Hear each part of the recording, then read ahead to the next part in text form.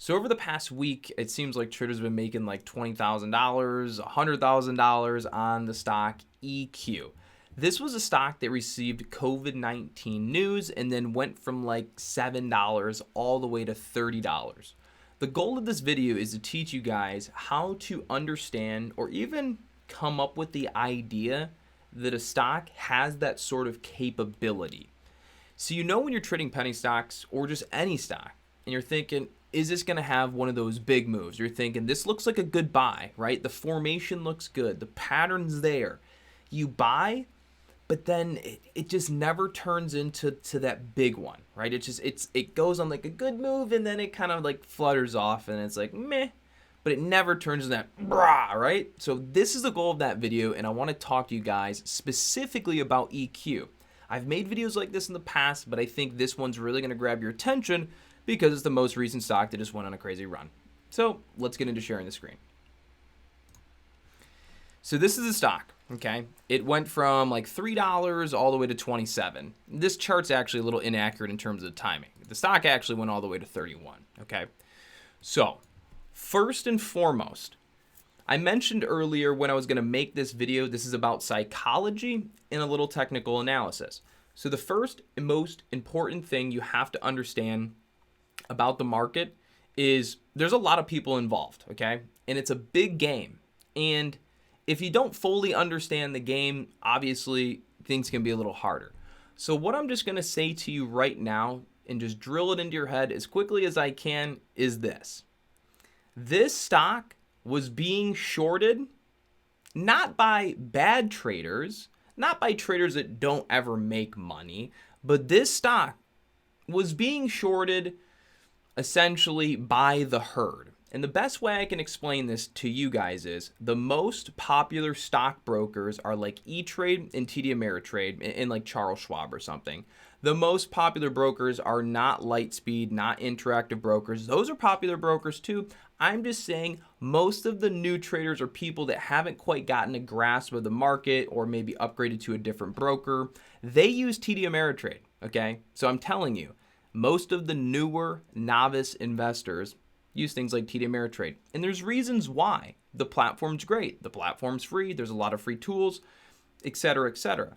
So if you take all the newer traders or people that might not be the best at trading, put them on Thinkorswim, and then give them a stock like EQ to short, what do you think is going to happen?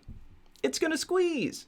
So my explanation to you guys is what we call EQ was a easy to borrow penny stock. At least in our group at Boiler Room Trading or the Boiler Room, we classify EQ as an easy to borrow penny stock.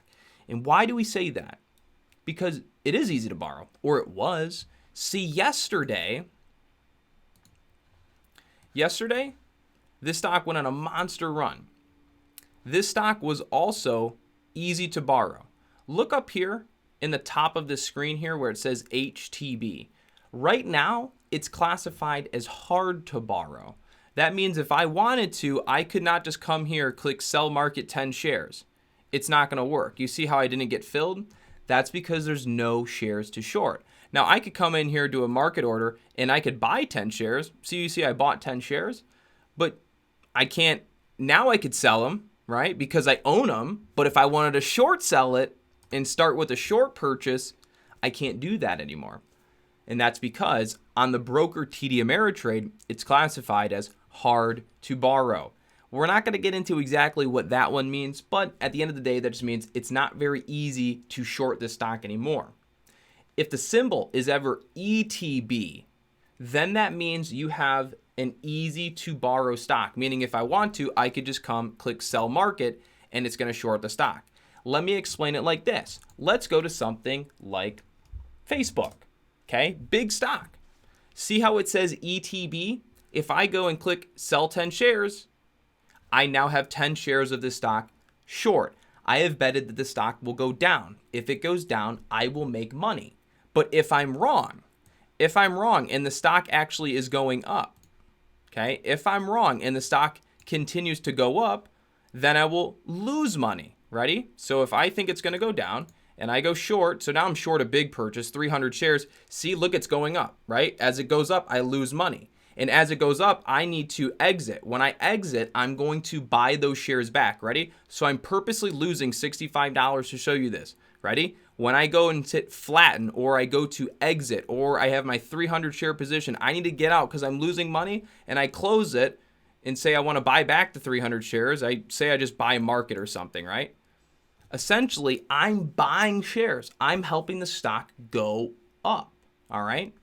And so let me completely get out of this, all right? So now that you understand what happens when you're shorting in the cause and effect, there's a cause and effect, okay? When you short and you sell shares first and you're wrong and have to buy them back, you inevitably cause the stock to go up, all right? Called a short squeeze.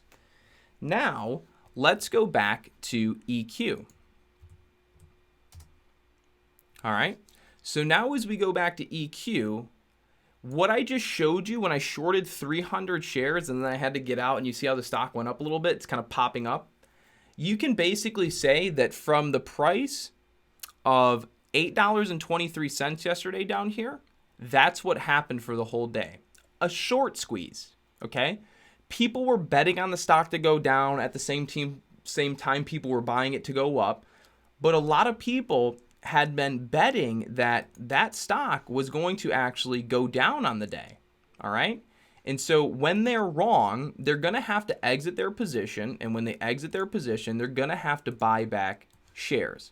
So inevitably, they're going to help the stock go up, as we've already explained, and that's what we call a short squeeze. And it pretty much short squeezed all day long, all right? Now, the reason that it short squeezed like that so hard are a couple reasons. Number one, the big one, number one, is there was news. And what was the news? The news had to do with COVID-19.